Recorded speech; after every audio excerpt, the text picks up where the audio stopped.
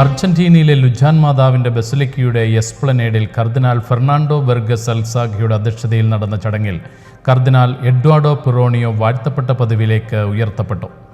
എനിക്കും കർദിനാൾ എഡ്വാർഡോ പിറോണിയെ അറിയുന്ന എല്ലാവർക്കും ഇതൊരു ആഘോഷ ദിനമാണെന്ന് അദ്ദേഹത്തെ വാഴ്ത്തപ്പെട്ടവനായി പ്രഖ്യാപിച്ചതിനു ശേഷം നടത്തിയ പ്രസംഗത്തിൽ കർദിനാൾ ഫെർണാണ്ടോ പറഞ്ഞു. എളിമയുള്ള ഇടയൻ, സുവിശേഷ പ്രത്യാശയുടെയും ക്ഷമയുടെയും സാക്ഷി, ദരിദ്രരായ സഹോദരങ്ങളുടെ ധീരനായ സംരക്ഷകൻ എന്നിങ്ങനെയാണ് ഫ്രാൻസിസ് പാപ്പ കർദിനാൾ പിറോണിയോയെ അനുസ്മരിച്ചത്. ഗാസയിലെ ഏക കത്തോലിക്ക ദേവാലയമായ ഹോളി ഫാമിലി ഇടവക ദേവാലയത്തിന് നേരെ ശനിയാഴ്ച ഇസ്രയേൽ നടത്തിയ ആക്രമണത്തിൽ 2 ക്രിസ്ത്യൻ വനിതകൾ കൊല്ലപ്പെട്ടതായി ജെറുസലേമിലെ ലാറ്റിൻ പാത്രിയാർക്കേറ്റ്. ഡിസംബർ 16 ഉച്ചയോടെ ഇസ്രയേൽ പ്രതിരോധ സേനയുടെ സൈനികൻ നടത്തിയ ആക്രമണത്തിൽ ഗസയിലെ ഹോളി ഫാമിലി ഇടവകയ്ക്കുള്ളിൽ അഭയാർത്ഥികളായി കഴിഞ്ഞിരുന്ന 2 ക്രിസ്ത്യൻ സ്ത്രീകളാണ് ദാരുണമായി കൊല്ലപ്പെട്ടത്. നഹിദ, മകൾ സമർ എന്നിവർ പള്ളിവളപ്പിലുള്ള മിഷണറീസ് ഓഫ് ചാരിറ്റി സന്യസ്തരുടെ കോൺവെന്റിലേക്ക് നടക്കുമ്പോൾ വെടിയേറ്റ് കൊല്ലപ്പെടുകയായിരുന്നുവെന്ന് ലാറ്റിൻ പാത്രിയാർക്കേറ്റ് അറിയിച്ചു. ആക്രമണത്തിനിരയായ അമ്മയെ രക്ഷിക്കാൻ ശ്രമിക്കുമ്പോഴായിരുന്നു മകൾ കൊല്ലപ്പെട്ടത്. പ്രസിദ്ധമായ ന്യൂയോർക്ക് ടൈംസ് സ്ക്വയറിലെ കൂറ്റൻ LED ബോർഡുകളിൽ തിരുപ്പിറവി ദൃശ്യങ്ങളുമായി ക്രിസ്തുമസ് സന്ദേശങ്ങൾ തെളിഞ്ഞത് ശ്രദ്ധേയമായി. മോർമോൺ ക്രൈസ്തവ സമൂഹമാണ് ലൈറ്റ് ദ വേൾഡ് വാർഷിക ക്യാമ്പയിൻ്റെ ഭാഗമായി 27ഓളം ബിൽ ബോർഡുകളിൽ തിരുപ്പിറവി ദൃശ്യങ്ങൾ സ്ഥാപിക്കാൻ മുൻകൈയെടുത്തത്. ക്രിസ്തുമസിന്റെ യഥാർത്ഥ അർത്ഥം ആളുകൾക്ക് മനസ്സിലാക്കി കൊടുക്കുക എന്നതാണ് ക്യാമ്പയിൻ്റെ ലക്ഷ്യം. ക്രിസ്തുമസ് സന്ദേശം തെളിയുന്നതിന് മുമ്പായി ബിൽ ബോർഡുകൾ പെട്ടെന്ന് കറുത്ത സ്ക്രീനായി മാറിയിരുന്നു.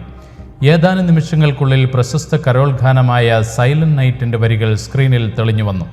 പിന്നീട് ഈ എഴുത്തുകൾ തിരുക്കുടുംബത്തിലെ ഓരോ അംഗങ്ങളായി രൂപാന്തരപ്പെടുകയായിരുന്നു.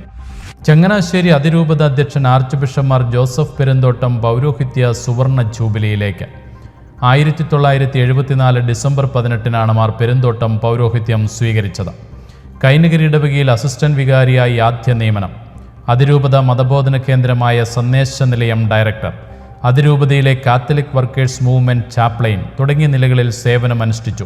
ദൈവശാസ്ത്ര പഠന കേന്ദ്രമായ മാർത്തോമ വിദ്യാനികേതന്റെ സ്ഥാപക ഡയറക്ടർ കൂടിയാണ് മാർ പെരുന്തോട്ടം. വിഷമിക്കുന്ന കർഷകർക്ക് വേണ്ടിയുള്ള ഫലപ്രദമായ പ്രവർത്തനങ്ങളാണ് സർക്കാരിൽ നിന്ന് ജനങ്ങൾ പ്രതീക്ഷിക്കുന്നതെന്ന് കർദിനാൾ മാർ ജോർജ് ആലഞ്ചേരി.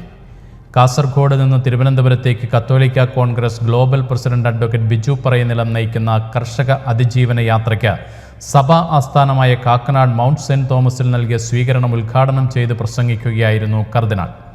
സംസ്ഥാനത്തിന്റെ സാമ്പത്തിക പ്രതിസന്ധികളുടെ അടിസ്ഥാനം കാർഷിക മേഖലയിൽ ഉൽപ്പാദനമില്ലാത്തതും കാർഷിക ഉൽപ്പന്നങ്ങൾക്ക് വില ലഭിക്കാത്തതുമാണ്.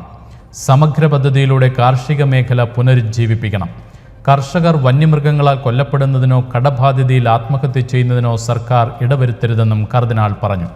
കോട്ടയം അതിരൂപതയുടെ വനിതാ അൽമായ സംഘടനയായ ക്നാനാനിയ കാത്തലിക് വിമൻസ് അസോസിയേഷന്റെ 2024-26 കാലയളവിലേക്ക് തെരഞ്ഞെടുക്കപ്പെട്ട എല്ലാ യൂണിറ്റ് ഫൊറോന ഭാരവാഹികളുടെയും നേതൃസംഗമം തെള്ളകം ചൈതന്യ പാസ്റ്ററൽ സെന്ററിൽ വെച്ച് നടത്തപ്പെട്ടു. ക്നാനാനിയ കത്തോലിക്ക കോൺഗ്രസ് പ്രസിഡന്റ് ബാബു പറമ്പടത്ത് മലയിൽ സംഗമം ഉദ്ഘാടനം ചെയ്തു.